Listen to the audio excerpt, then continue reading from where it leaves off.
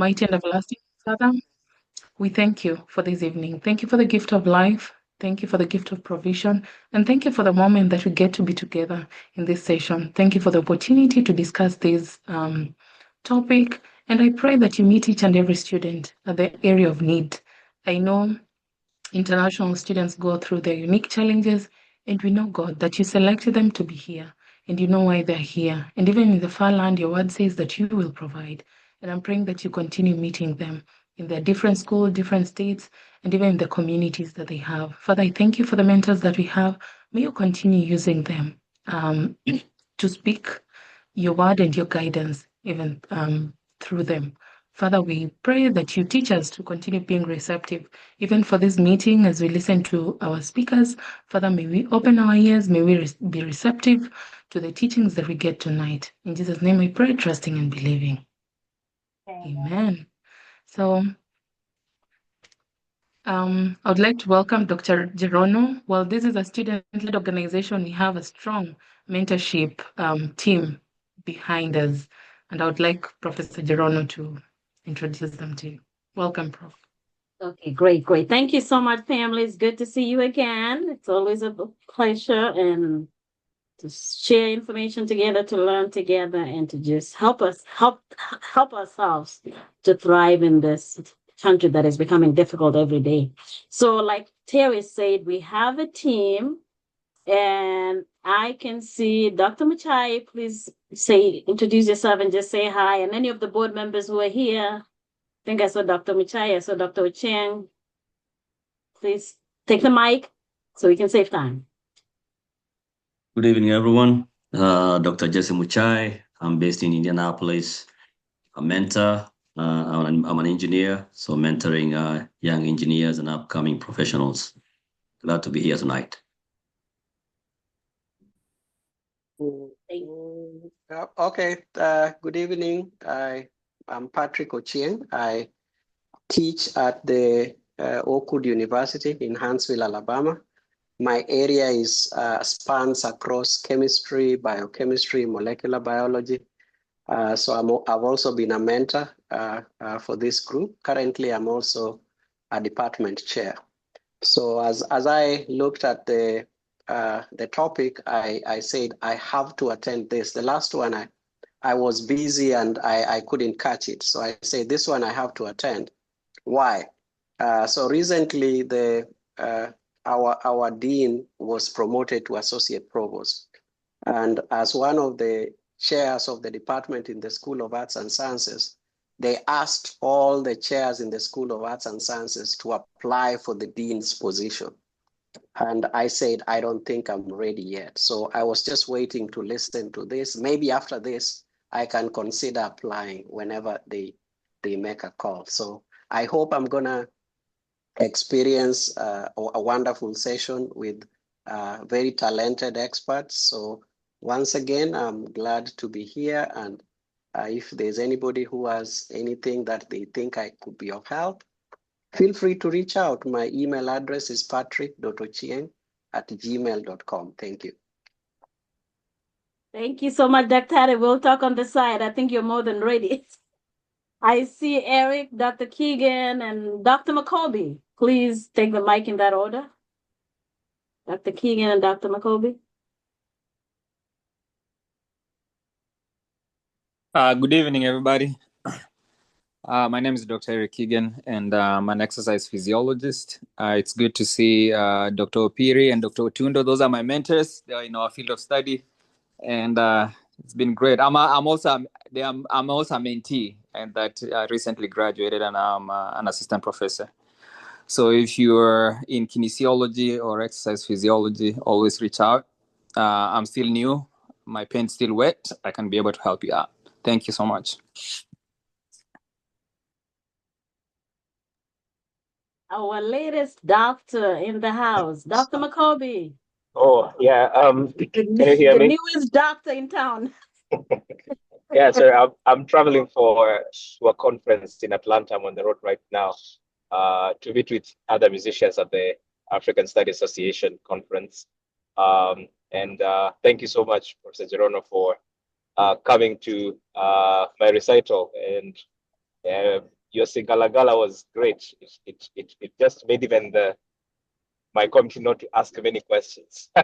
So, but anyway, yeah, I'm in music. I'm now a doctor of music in voice performance. So if there are any musicians out there who need any mentoring, please feel free to reach out. My email is smakobi@iu.edu. And I'm looking forward to learning a lot in this session. And have a wonderful. Thanks. Thanks, Dr. Ari. We enjoyed. It was amazing. It was awesome. So as Dr. Ari has said, I'm also a mentee. I'm also being mentored. The learning process, I'll share that during my session a little bit. So I'll hand over to Sheila. All right. Okay. Good evening, everybody. My name is Sheila Jerono. I'm going to be moderating this session. Apologies from Elizabeth Wamboi. She just reached the conference and her network wasn't very good, and she was kicked out of the Zoom. So I'm going to take it over for her. I am a student at North Carolina A&T University pursuing a PhD in mechanical engineering.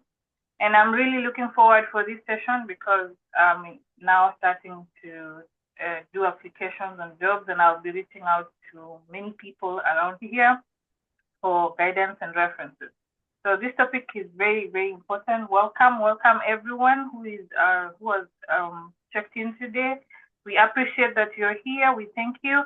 And our today's speakers, we have Joseph Otundo, who is an associate professor, health education and promotion at the University of Arkansas. I hope I said it right. Arkansas at Little Rock. We also have Andayi-Opiri, who is an associate professor of human sciences and at the University of Arkansas, still but at Pine Bluff. And we have our very own, the CEO, Jerono Rotich, who is the founder and also the professor at the School of Public Health at Indiana University, Bloomington. So today we have really, really, good information that's coming along. So without wasting more time, I would like to go ahead and welcome Joseph Otundo, our first speaker, to take over the session. Welcome, Joseph.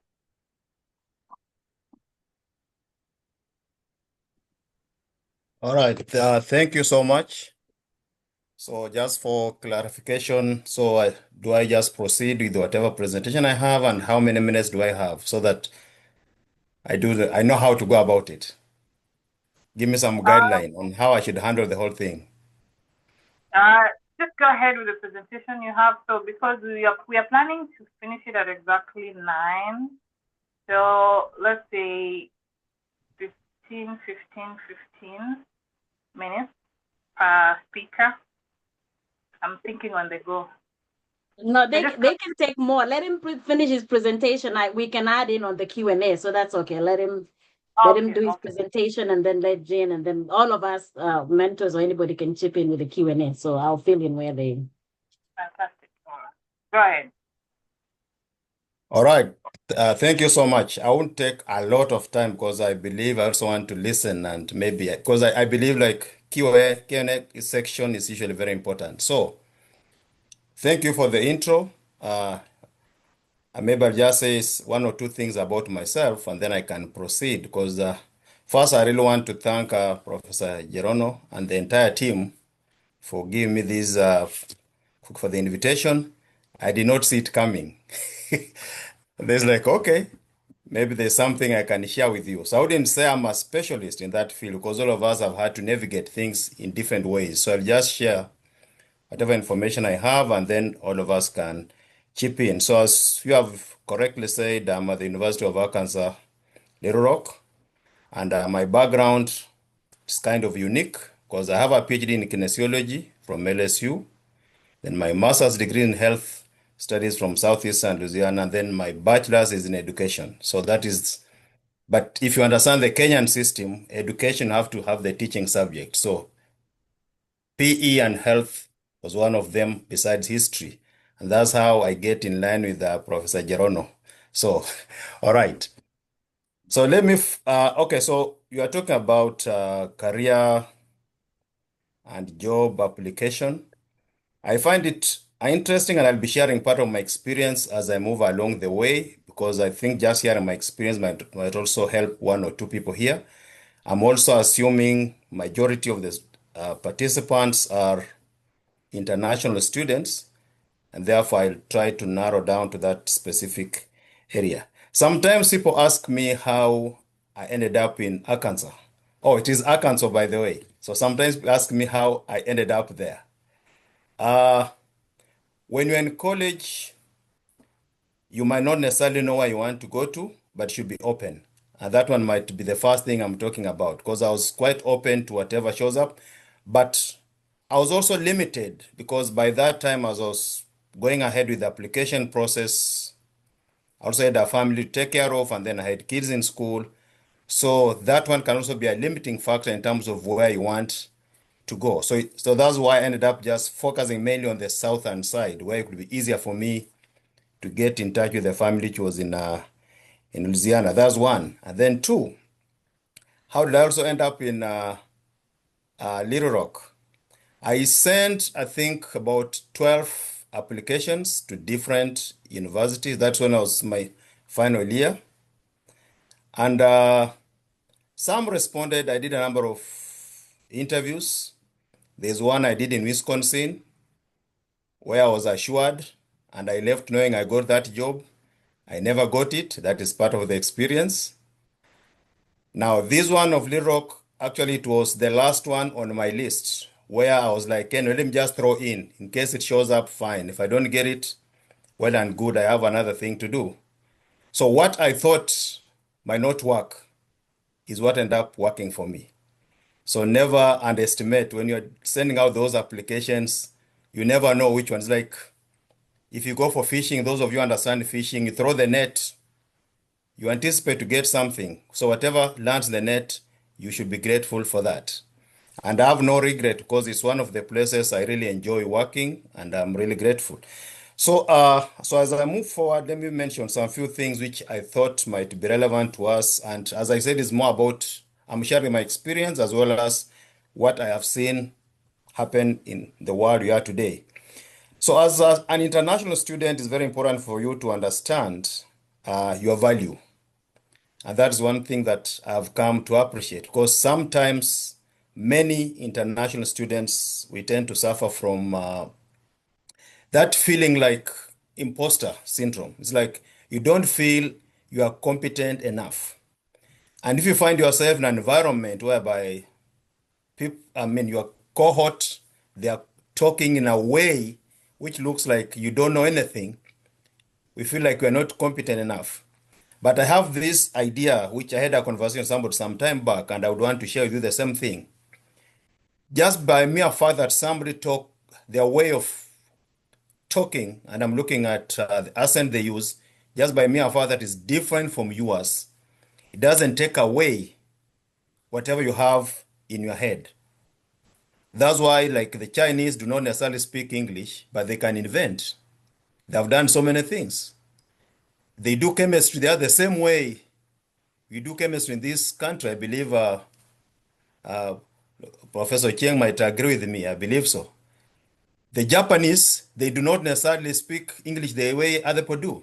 So it has nothing to do with the way you speak. So the first thing, the second thing I'm talking about is understand your value, because you have that global perspective with you. You are adaptive and resilient enough. By the way, if you can go through that program here and graduate, and at this juncture, I want to congratulate those who just graduated. Good job, because it calls for a lot of resilience. And I understand resilience I remember when I was being taught about resilience in KU by Professor Jerono Rotich. One of the things he was explaining to us to understand the concept of resilience is just the way you bounce the ball down and then it comes up. I've never forgotten that. So as international students, that's the same thing. We are resilient enough. There are so many things you go through, but you always find a way to bounce back. And then, of course, you have the strength in terms of being multilingual. I'm not a psychology specialist, but someone once said that the ability to switch from one language to another in itself is a strength and just shows how much you have in your head in comparison to somebody who might be communicating just in one particular language. I'm not trying to undermine those who do that, but I want you to look at it as a strength on your side. Thirdly, let's clarify your career path. The third thing I would want to mention is clarify your career path. Know exactly what skills you stand for. Which degree do you have? Which area do you want to go? I'm saying this because I remember I told you, that was why I gave in the intro, I talked about what I've studied. My PhD is in kinesiology, and I would say my undergrad is in the same field, but my master's is slightly different. But that's what I'm doing today. So what I'm saying in this context is like, understand exactly where you want to go and connect it with the job opportunities available. I sometimes talk to students whom I mentor, especially like the undergrads, and then you hear somebody say, I don't have passion for that. That language of passion, I think, only applies in this country. I don't think you'll tell somebody in Kenya that I don't have passion for this, because you are going for whatever is ahead of you. So the point I'm trying to put across here is like, as international students, we have to create a very clear path in terms of what you want to do, and also be realistic, what is available. And I know like many students in the science field, we talk about industry, which is a very good thing.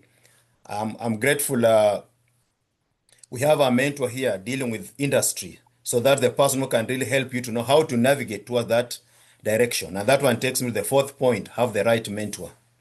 Because having the right people will help you to know the direction to take.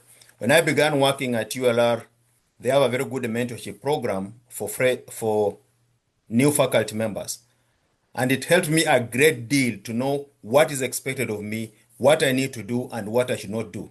And whenever I look back, even right now, I volunteer to be a member that I can also mentor young faculty members, because it helped me a great deal to settle down. So having the right mentor is very, very important. And a mentor doesn't necessarily mean your advisor. It doesn't necessarily mean your committee chair. You might have, let's say, like Professor Jerono as your mentor, and he's not even in your field. But there is a lot. And by the way, I'm not just saying I know, he knows a lot. I'm very sure about that. He has had different experiences as a terms of teaching, research, administrative, etc. So there's a lot we stand to learn by tapping into such people that we surround ourselves with. What about our resume? Let's build a very competitive resume for ourselves. And you can talk about resume, you can talk about CV, depending on what you're looking for. Resume is, the resume you're looking at one-page thing, CV can be longer. So if you're going for academia, know what to put in. Please, don't do things I've seen people do somewhere else. Don't put there photos. Don't put there your age, nationality, marital status, religion. Those things don't count. If anything, if you're not careful, they might be used against you. So let's stay as professional as possible. It's not a secret. You can make your CV, make it look nice, share with someone, get feedback. So there's no harm in sharing that information with someone else. All right, I want to summarize because we don't have a lot of time. So the other thing I would say is let's get out of our comfort zone. Get out of our comfort zone. When I came to this country, I did a number of things, different jobs. It wasn't easy. Sometimes very uncomfortable. Sometimes very tough. In fact, most of the time. But then you focus on the bigger goal. What do you want to achieve in life? Because if you have to be very comfortable, it becomes difficult, and might be difficult in terms of creating that career path you want to pursue. So how do you get out of these comfort zones? Like what you're doing right now is the best thing you can ever do. Imagine these brains you're meeting up here. Sometimes when I'm given such opportunities, like, am I really the best? Then I say, no, I am. Why? Because if I wasn't ready, I would not be invited. I'm now putting that message back to you. Whenever you're given any opportunity, even in a conference, never doubt yourself. Never doubt yourself. Just be confident, because you are the specialist in whatever you're presenting. And any feedback you get is to help you build. So let's get out of our comfort zone by, I've talked about attending such meetings. introduce yourself to professionals. If you have any opportunity, I know of one lady, I think she's in Houston. Up to now, I respect her because, okay, I think I'm not sure if she has ever attended KESA meetings. I'll find out. But I know I invited her at one point. But she's very good in networking. The moment she gets to know you, she'll follow up, she'll send you messages. And if by luck she knows your birthday, you'll get a message. And those are the small things that count a lot. Maybe you're having a function, maybe you're a kid or something like that. You see those messages coming up. So those are the things I'm talking about. I do not have to go through all the details. Then lastly,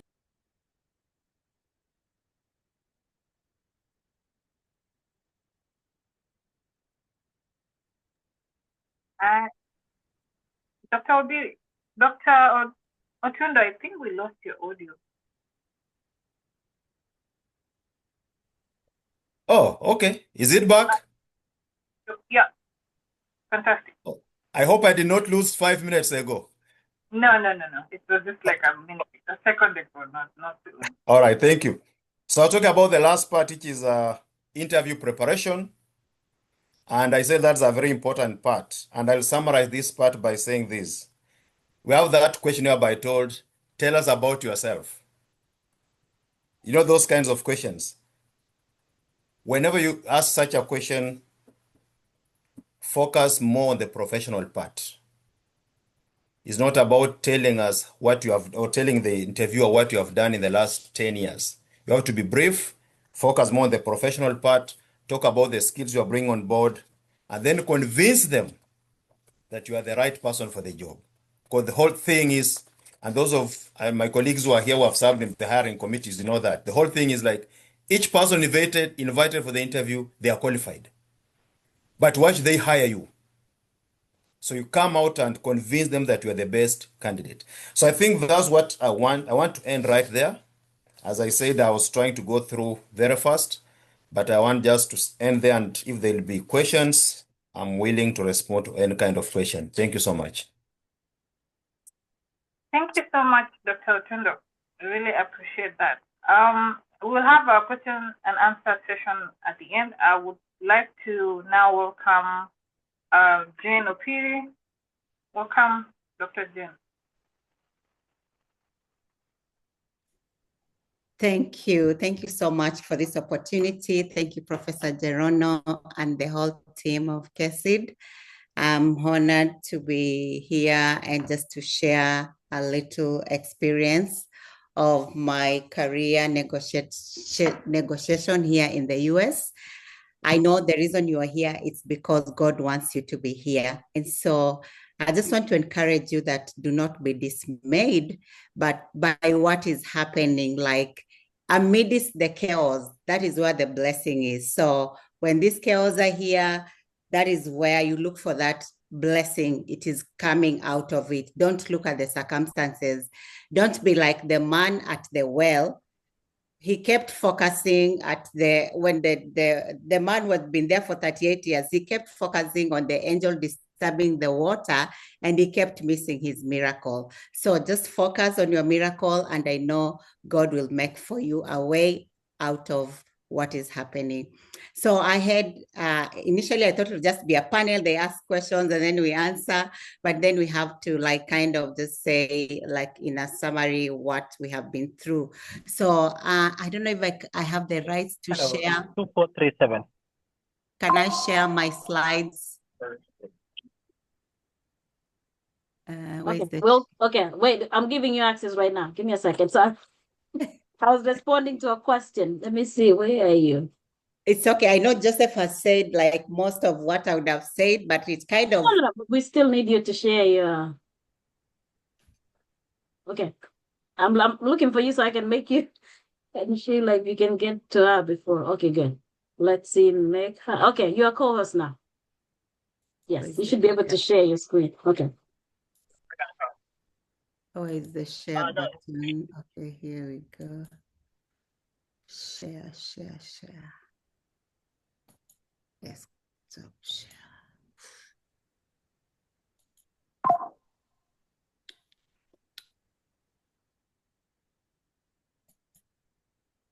Okay. I just switched to a MacBook and I'm learning it and I don't know what's happening. Okay. So I may not be able to share. Let me see. Okay. Oh my goodness.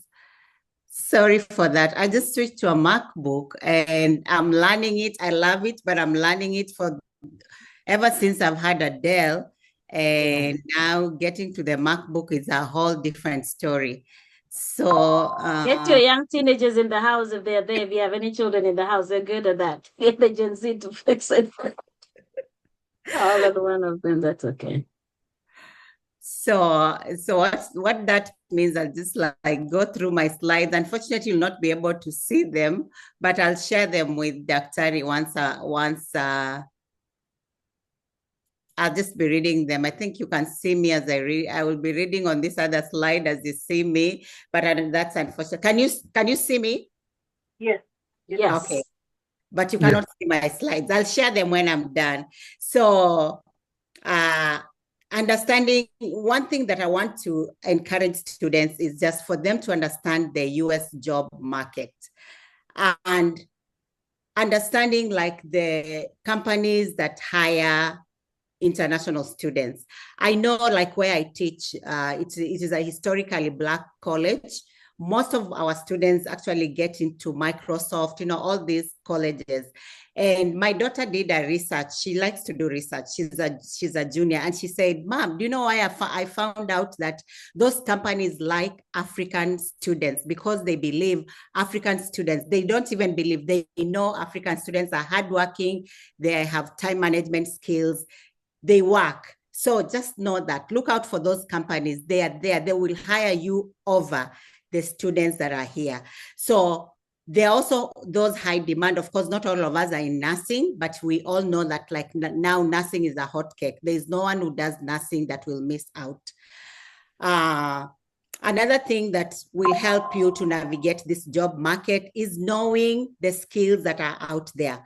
Please, even if your university is not teaching you AI, learn AI on your own. Research has shown now when you go to LinkedIn, most of the jobs that are being advertised, they want you to have some AI skills. I give an example, like if I'm the employer, for example, and somebody comes in and can write a grant, tells me we need to get a grant for a company, and this grant, they can write the grant. Grant writing is very demanding, but with AI, you can literally write in a few hours.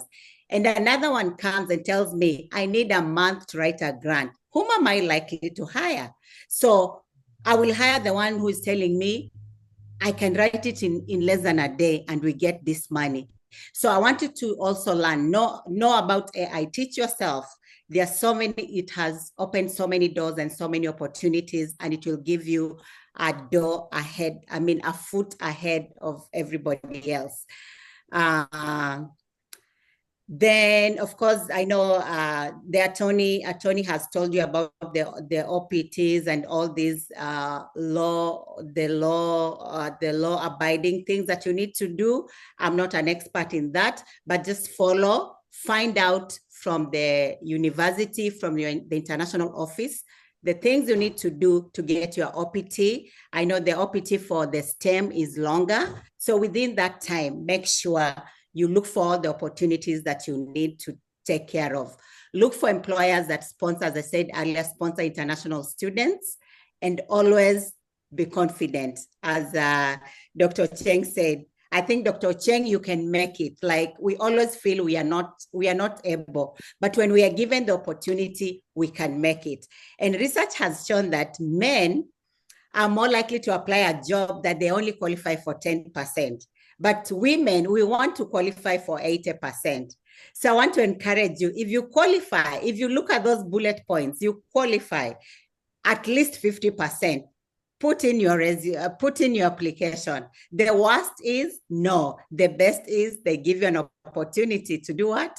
To get that job. And sometimes they may want, you may be the second. I've seen cases where somebody was the second applicant, the second qualifying applicant, but the first one refused because the salary was low. And because they need someone, the second person is just called in. Hello, do you want to take this job? So don't just deny yourself the opportunity and feel like you're not able.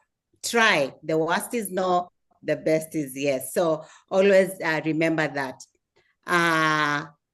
Dr. Otundo has talked about your resume. Again, your resume, you can use it. It can give you an opportunity, because that is the first thing they look at. And for most of the people who go to academia, it's more of your CV. So your CV now includes all that you have done. These conferences you have gone to are very, very important. And always remember to use the action verbs, the results, what you did and what you found out. And then another thing is LinkedIn. I hope all of you are on LinkedIn. That is where you find who is who. That is where you find Dr. Jerono, who is a dean in Indiana University, and you follow and you like and you comment. They will always wonder, who is this commenting on my postings? So you want to know them, and you want even to reach out to them when there is an opportunity. I have learned, unlike in Africa where we get scared of reaching out, in America, when you reach out, people know that you are interested. Like, this must be a great person who is really reaching out to me. So you don't have to wait, like how we apply in Kenya and wait. We feel like it is disrespectful to follow up. No, it is always respected here to follow up. I remember a situation where when I got the job that I have, it was because one, I had another one, but this other one that I got, the HOD had not gotten someone. So where I was, they didn't have money, and it was time, like I was the last to come. So last to come is first to go. So I knew I would go. So I just reached out to this lady because they had advertised. I said, hey, is this position still there? And she said, yes, but I saw you got another position. I said, yes, I got another position, but you see in the papers, we don't have money. I may be the first to go. She said, fine. She sent me, I applied. And when I applied, the rest is history. But another thing that even made me to be so dear and dear to her was I had attended her presentation, not knowing that she would employ me. But I think she noted my name on my badge. She noted my name. And so when she presented, I gave her feedback. I said, oh, she was talking about USD. I was like, this is a good project. What if you did 1, 2, 3 things? So now I reach out to her. She remembers me. And when I went for the interview, I remember how she was introducing me to everybody else. Meet Dr. Opiri. She attended my conference, my presentation. She gave me feedback. So that is how she was taking me around, telling everyone else. And why am I saying this? It's because of reaching out and not just being there. Reaching out, following, as I said, on LinkedIn. If you go for those conferences, Google and know them. Go and attend their presentation. You just never know when they will meet you. And when we meet somebody we have met before coming for the interview, you are more likely to give them an opportunity than somebody that you have not met before. And that is how I got this job. And I've been here, I've been there. This is my 6th year. And so just to encourage you that you can do the same. Another thing is, we've said networking through LinkedIn. Then I would also say another thing we can do is, if you're given the opportunity for the interview, also know about your cultural expectations. Remember, in the US, we keep time. Come earlier. Come earlier, be there on time. Always give an example of something that you did. They can ask you, tell us a situation where you helped someone. Sometimes you don't need to explain. You give a story, the situation, the task, the action, the result, what we call the star. So you are able to say what you did, how you did it, what was the result. So in that way, they always remember your story. They may forget everybody else, but they always remember that young man who said, or that young lady who said, when she was in Africa, she did 1, 2, 3 things. The story captures them because all of you are qualified. What makes you different? That story that the person told. I remember when we had just come, this reminds me of a story. We went for an interview and we were just looking for just a job to keep us going. And this lady, who was not as equally qualified as us because it was a group interview, she talked of a story, how she worked for, how thieves came and they did something and she did something. And, you know, in Africa, we are not used to that kind of interview. You're used to an interview where they ask you that, what is the headline in today's newspaper? That's the question they used to ask us. And maybe you didn't read the newspaper. So this is our first interview. And this lady is saying all these stories. And we are just there. We are like, what kind of story is this? And guess what? We didn't get the job. She got the job. And I always remember that as saying a story that captures the memory of the interviewing panel. So remember that all those, your good qualities, tell us about yourself and all those stories. You can always have a story that has made you to be resilient, a story that you showed maybe a strength that you have, and that one gives you an opportunity to move to the next step. Yes? Why would you do that? Because in timeline 23, we fall in love and you die saving me. I'm gonna Okay, remove them. Okay. Oh, go on. All right. Thank you. And then again, your projects, your internship, teamwork scenarios, make sure you do that. Your thesis and your dissertation, make it at 3 minutes. Whenever you are asked, you are able to put it in 3 minutes. And so somebody knows what you're doing and you're confident about what you're doing. Okay, my time. Okay. Another thing I can say, make use of campus resources. They are there for you. You pay that money so that the resources are there for you. For example, we have resume writing, we have student employment, research positions, and get to know your professors because they're the ones who know another person who knows another one. So the professors will always put a word out for you. And in that way, you can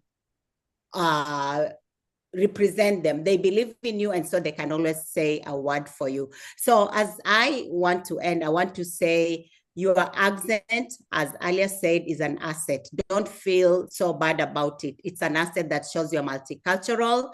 Master your professional etiquette. Give yourself grace. Even if you apply 10 times, you may not get like yes, they give you an opportunity. They may even remain silent.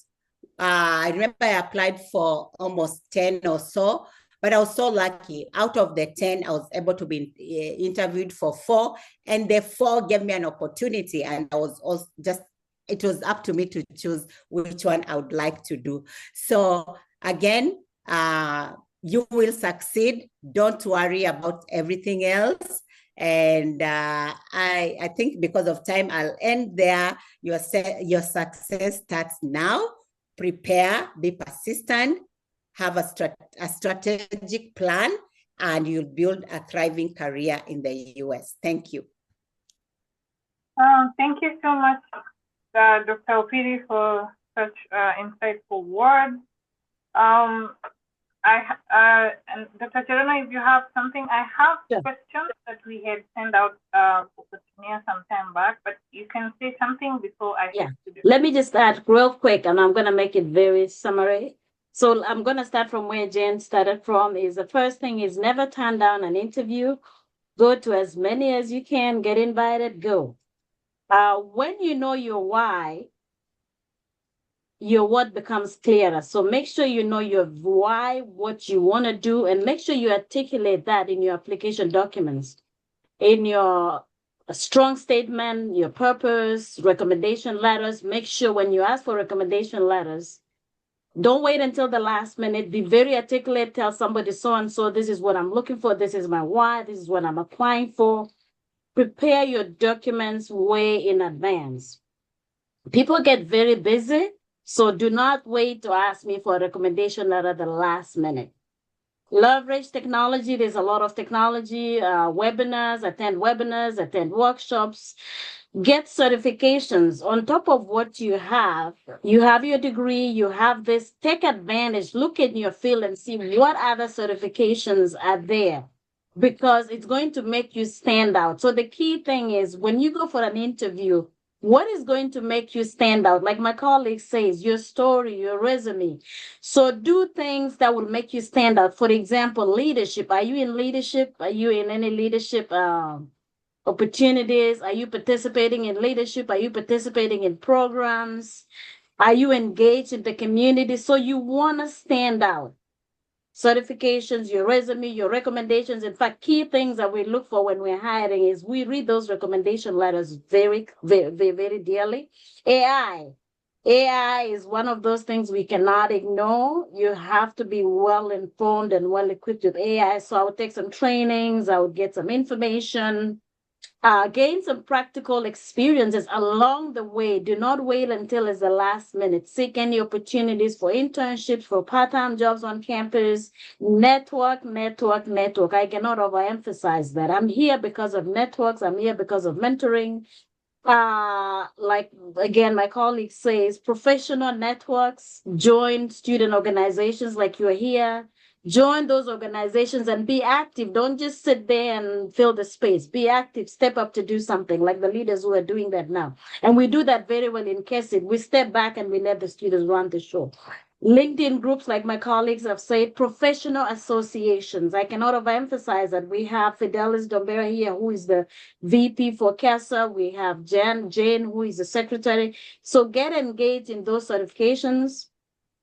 First impression is very key when you attend an interview, when you meet somebody. First impression is very critical. Make that first impression, be professional. I remember my first job, I could not get a job. So then you know what I did? I printed my resume and went to 5 colleges within Greensboro. I was very dressed, very professional, and that's how I got a job. As soon as I walked out of that office, she's like, Rotich, I like you. I said, sure, give me a job. And trust me, within a week, I got a call. There was a job that had never opened. So again, step out of your way, explore your pathways, explore opportunities. And then once we can go to the Q&A is professional development. Be a lifelong learner. Most of you know that this academic year, I'm on a ACE fellowship. It's a leadership academy for the whole year. And guess what I get to do? I get to be mentored. I'm just sitting there and learning and soaking in for president. So my mentor is the president of California State University at Fullerton. And when we are there, you get to observe the president, you get to observe the cabinet, you get to observe the different, and even here when I'm on campus, I am observing and shadowing leaders.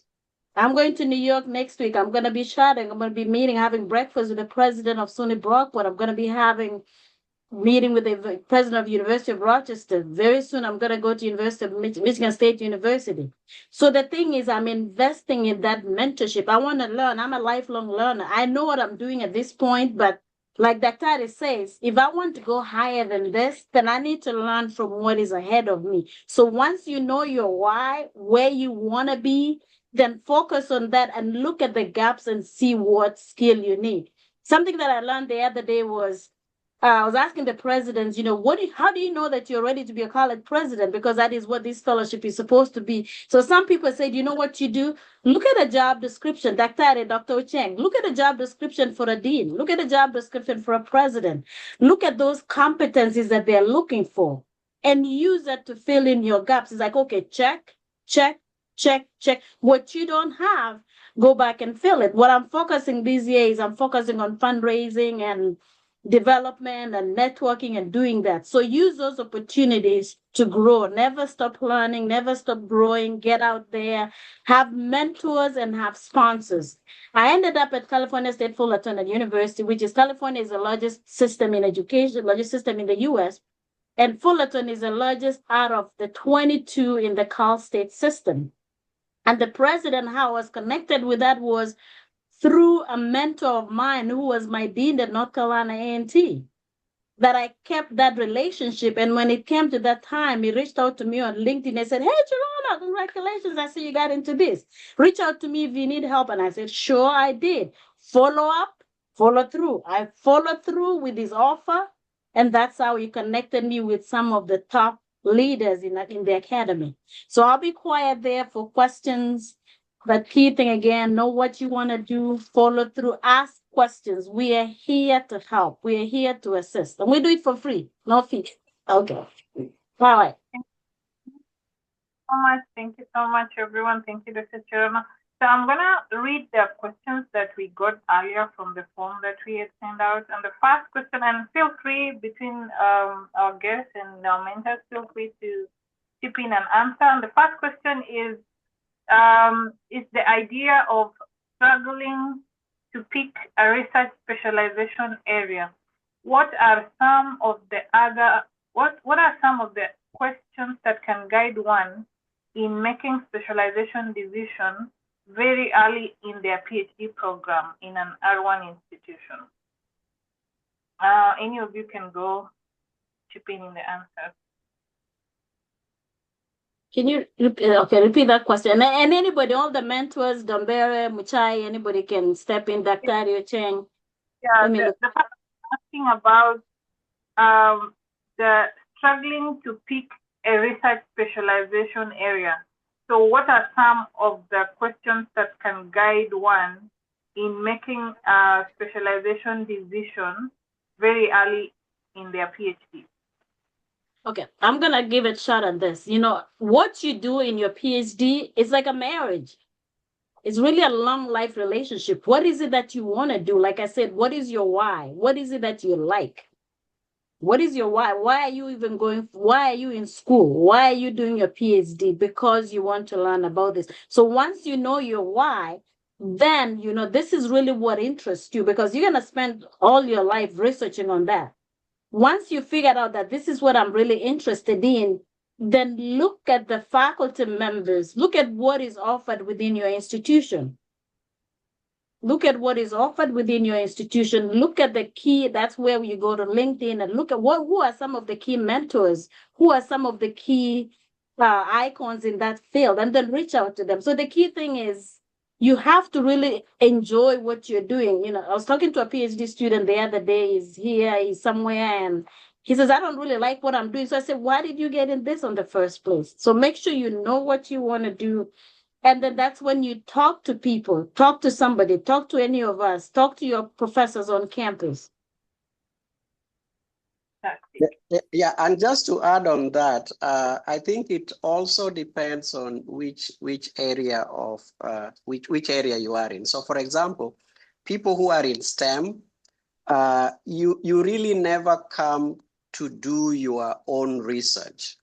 Already there are grants and professors are currently existing who are doing their own research on their grants. So what you do is you just join one of the professors' research and you help them do that research.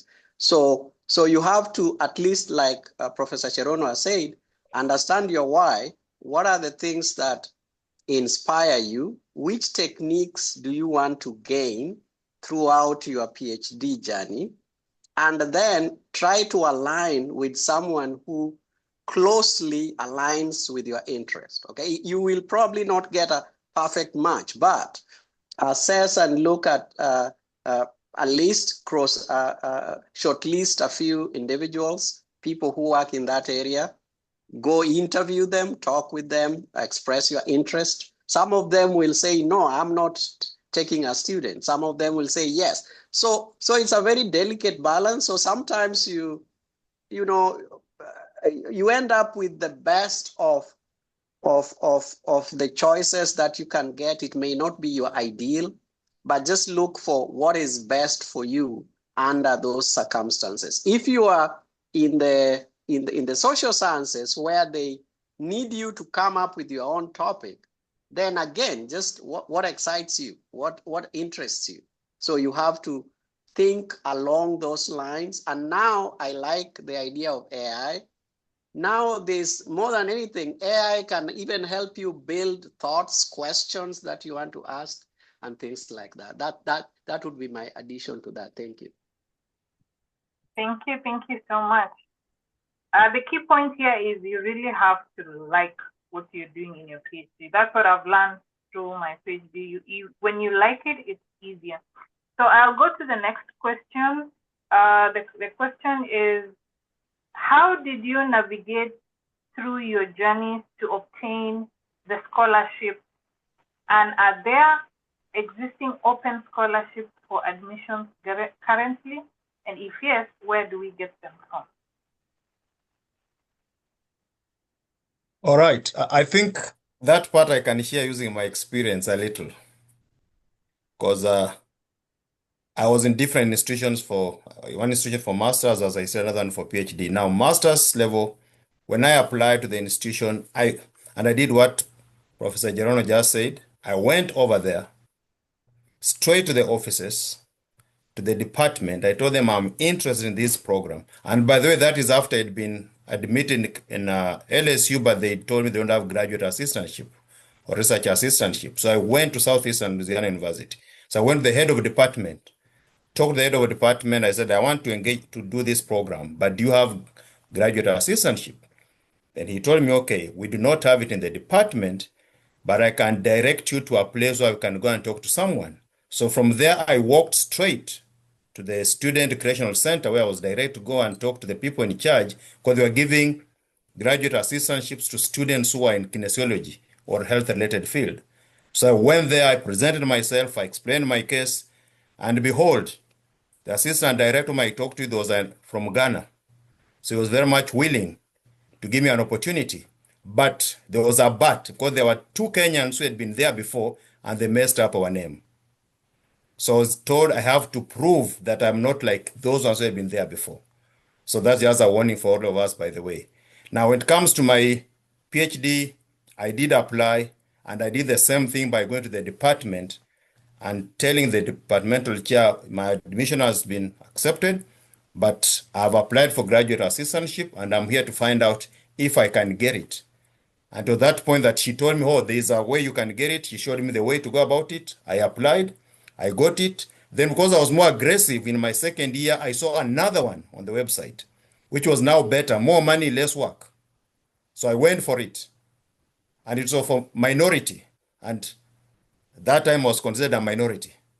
And I got it. So what I'm saying is, go out of your way and apply. You have to use the resources available and connect with people. Thank you. Thank you so much. Any other comments on that question? I can also add and say, look out for the courses, for the programs you want to take, and then email the professors. Some of them have money, grants that they have, and they're looking for students. So just send an email out to them and say, are you taking students? I'm here. And then you follow up the conversation. And then we have people in LinkedIn. That's why I said check on LinkedIn. There's a guy who always shares a lot of scholarships there, and GS I think he's from Nigeria or Ghana. He always sends out all the scholarships that are there, and you just apply and see which one you can relate to. Okay, thank you so much. One thing I can add on the scholarship is that most of the time they would give a scholarship to someone who has an admission. So please, if you are looking for a scholarship, make sure you have applied to a school and you have an admission. It's way easier to get in. And in the school that you get an admission, go to their website. The school website will always have a page that has funding opportunities. You go through it. That's what I did. You go to the school website, go through the funding opportunities, apply as many as possible. And also from my experience, what I did, I personally wrote to the chair of the department. I explained to him that, hey, I have all these qualifications. I'm very passionate about studying. I am willing, to do the PhD, but I don't have funding. Can you please help? So write to the department chairs or even the professors, like they've said. Let me get to the other question. The other thing, Sharon, the other thing is make sure you again read those profiles. Don't just get applied to an institution just because you want, because you know what happens, right? So when we have students who meet the qualifications, who meet all the minimum requirements, but for scholarships, the faculty members who have funding, they actually meet and review. So you can meet the requirements, but if your area of study does not align with them, then there's no way they're gonna hire. There's no way they're gonna hire you. There's no way they're gonna put you to work to do research with them because it just doesn't align. So you have people saying I've been rejected, but it's because you did not do your due diligence. So make sure you look at the profiles of the faculty members. Once you apply, say, hey, Sheila, I've applied to this program. I see you do research. I'm really interested. So that by the time the faculty are coming to me, because they get a list of all students who have met the minimum requirements, and they have to read their profiles and they pick. So if your interest does not align with, so if you didn't do your prior advance, you will get admitted, but with no funding. And even if you get funding and if it doesn't align, if you don't do a good job, I've had people who've lost their funding. They're like, this is just not working, that this relationship is not working. They're not doing what I'm supposed to be doing. And faculty have said, I have a grant that I have to deliver. This student is not delivering. So what do? I'm not going to lose my grant because of them. So there you also risk. So make sure it's something that you really like, you're very passionate, you're committed to doing that, and then go for it. Yes, Dr. Yeah, and to complement what Prof has said quickly, please make sure that you include, at least in your statement of purpose, at least 3 professors that you could potentially work with. That already starts to show that you are aligning with some people who will actually be defending you in that committee when the time for allocating the funds come. Thank you. Yep. Fantastic. The other question is a quick one. Are there age limits for master's, PhD, and postdoctoral scholarships? Are there what? Age limit. Age. Not that I know of. Yeah, I don't think so.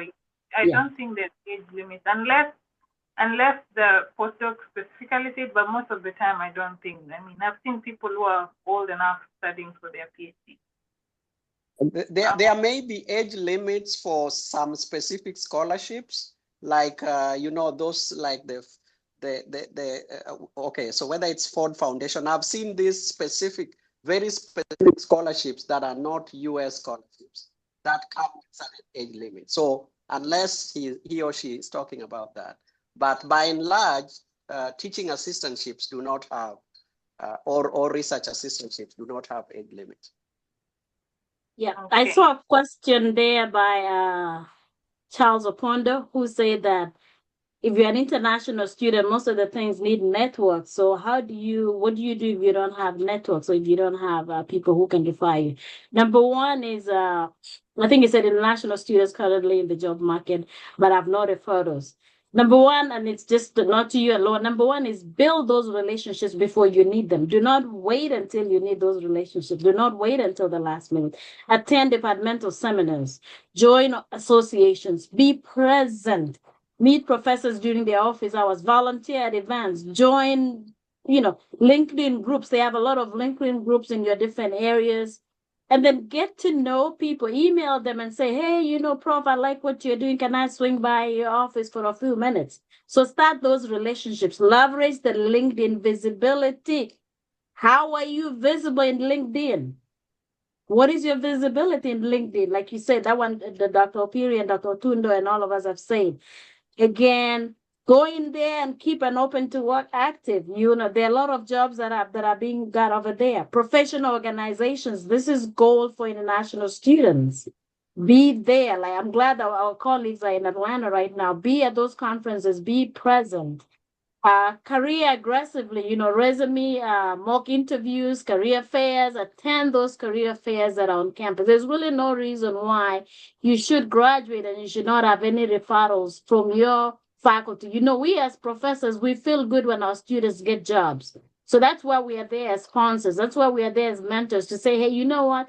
This student is amazing. You really need to meet with them. One thing that I've also been told is apply smart, be very strategic in your application, start early, do not wait until the last minute, join communities, seek referrals in advance, don't wait until the last minute. And then one thing that somebody told me was, it depends on what level you're in. There are such firms that are always looking for jobs. When I was in California, I met this lady and she's amazing. I spent a lot of time with her. And I found out that she is going to be a director of a big such firm. I was like, oh my goodness, she's a coach. So we spend a lot of time, so build those relationships and build those networks. You are your own ambassador. Nobody's going to market you. Your work speaks for you. Your resume speaks for you. Your presence in social media speaks for you. So make sure, again, from day one, you get into a master's program, into a PhD program, your ambassadorship for yourself starts there. Okay. Thank you so much, Prof. Most of the questions that I have here, I think they have been covered through the presentation. I would just like to request that we have posted links for feedback. Please give us feedback, share the next topics that you would want us to discuss, and feedback about the meeting. We'll really appreciate. It helps us improve and meet the needs that you guys have. So I think Taylor, there is Aaron. It's a hand. There's a hand. It has been up for a while. Aaron? Sorry. I haven't gone back to the Zoom. All right, thank you. All right, so my name is Aaron. I go to Princeton University in New Jersey, and I'm kind of like new to this organization. Not necessarily new, but then a friend shared the link to me. So this is actually my first session joining. I'm a freshman currently, and I kind of joined in late, but since I joined, I've only heard about, postgrad and terms like OPT, of which it's kind of early for me to like be thinking about postgrad as of now. So I was like thinking like, or I wanted to ask, like, does the organization also consider undergrad, or it's only for people wanting to pursue postgraduate studies? And if so, okay, answer that first. I'm going to answer that quick because I need to jump to another Zoom session. So, Aaron, I'm so glad you're here. We cater to everyone, community college, high school students. We're here to support everybody. And if you listen to my last statement, that applies to you. This is a perfect time to start building your resume. Some of us messed up in undergraduate. We got some D's and F's, but this is a good starting point. Your resume, your grades, your visibility on campus, your relationships with student organizations, with professors, you are at a great time. This is a great opportunity. And you remember, and Dr. is here as a chair, whenever we had opportunities at department chair that, we have some scholarship here, you always think of those students that stand out. That student that is always in the office, that student that comes in. I'm sure that Jane and Joseph will say the same thing. If you have something that comes along you across your desk, you're going to think of that student who is very good in class, who comes there on time, who is very engaged, who shows up. So this is a good time. This is very timely, and we're so proud of you. One more question. So for me, it's my third month here in the US. And as of now, like as I've seen like from Princeton students, like some applications are like on top, like for the internships and stuff. And I had started applying for some internships. Actually, I have a final interview for Microsoft that's lining up, because I'm an electrical engineering major. I'm planning to declare that major. But then like they always say don't put all of your eggs in one basket. So I wanted to ask, like, are there any resources or opportunities that y'all can link me to? My resume is good. Like I use the resources at Princeton to my leverage, and like everything's set. It's just the opportunities, and like, yeah, I'm also set for the winter break. I'll be doing a research. So if there's any summer opportunities that, y'all can link me to, I'd really appreciate, or any contacts that I can reach out to maybe when this meeting ends and, share a word or two. What I can tell you is, have you joined any of the KESID groups? No, Okay, this is actually so my first Zoom session. Like, okay, I'm kind of new to this. so we share a lot of that information. So we'll post the link here so you can join, because that's what KESID is for. We All right, don't thank share you. politics. That's why we delete some stuff that are not relevant. It's just about opportunities and information and internships. So Uh-huh. yes, and we have. So that's what it is. You can join. There's KESA, there's KESID. So So yes, that is it's a what. group chat, right? Yes, Yeah, it's with the our WhatsApp group, All the right, WhatsApp thank you. group. Thank you. We'll share the All one right. of the. Terry, can you share, or some of the Teresa, or somebody share? yeah. Okay. We'll share that. In fact, somebody has just asked in the group, some international students need help. Will you be willing to recommend qualified students for job opportunities or support them? So that's what we do in KESID is support each other. You know, if you have any questions, and even for EB2 NIW, there is an EB2 NIW group. So we will be sharing those links so that you can join both the KESID group and the EB2 NIW group. I Maybe think, if I may just comment a little on what Aaron was saying, just 1 minute. yes, Aaron, you should not feel like you're out of place. I want to compare you with someone who is still young, and then you are raised on the precincts of a university, in comparison to somebody raised down in the village. So already you are getting that exposure that many people of your age might not be able to get. Other than that, this group, KESID, has so many resources, a lot. And you have just talked about investing in human resources. So once you join those groups, I'm sure there's a lot of information you're going to learn. You have mentors, you have your peers, you have those who have gone through the same challenges you're going through. So you can network around it. And then besides that, even with the internship where you are, I always tell students, don't operate this kind of life of your hostel, class, cafeteria, back to hostel. That's not right. Even where you are, try and connect with the people around. Just talk to individuals and somehow you'll be able to see. Thank you. okay. One last comment from Faith. Faith, please. Okay, yeah, thank you. My name is Faith Zablon. I just finished my PhD in nanoengineering. Now, I know you guys were talking about connecting to professors and, following their profiles and seeing what they do. One thing that also worked for me and something that I also advise prospective students is talk to fellow students in the graduate school. They are one of the best advisors.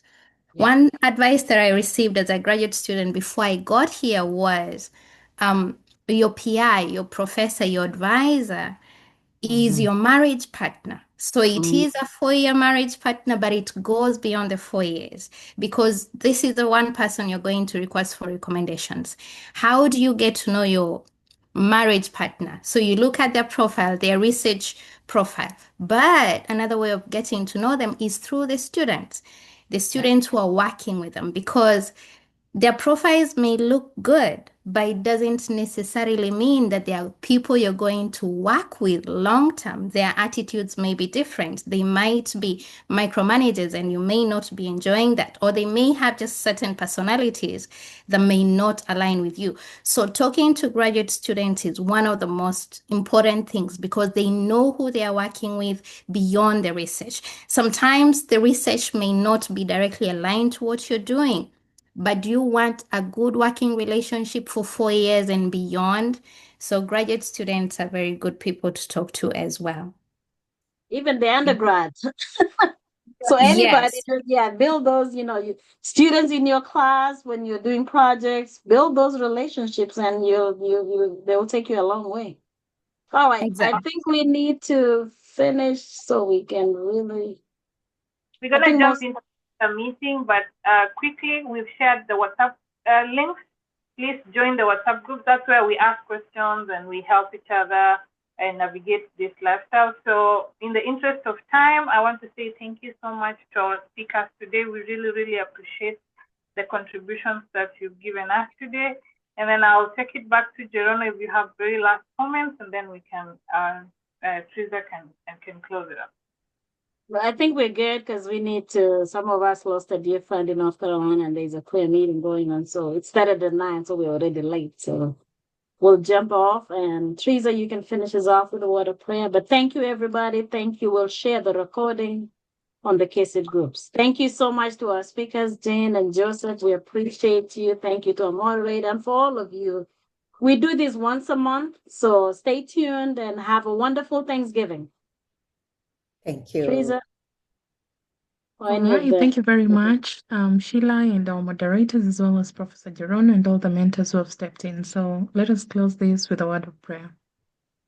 Mighty and everlasting Father, we thank you for this beautiful meeting that you've been able to have. Thank you for each and every member that has been able to join, including the new members of the KESID family. May you enable us to be helpful and to always be present as they need, and always know how to reach out to each other and be supportive. Thank you for this community. And I pray as we're stepping out of this, Father, may you meet each and every person at their point of need. In Jesus' name, I pray, trusting and believing. Thank you. Thank you, everyone. Happy Thanksgiving, and we will see you soon somewhere. Thank you. Thank you. And I'll be looking for all of you on LinkedIn. Okay. Yeah. Okay. Join KESA, please join KESA so that you have, that's where you meet the professors, those that are not here, those that you may need for reference and anything else that you may need academically. True. We'll share the link for KESA. Thank you, everybody. Okay. Thank you. Bye-bye. Thank you.